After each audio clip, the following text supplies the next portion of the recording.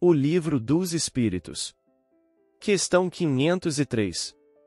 503. Sofre o espírito protetor quando vê que seu protegido segue mau caminho, não obstante os avisos que dele recebe?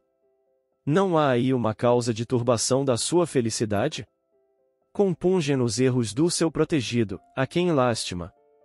Tal aflição, porém, não tem analogia com as angústias da paternidade terrena, porque ele sabe que há remédio para o mal e que o que não se faz hoje, amanhã se fará.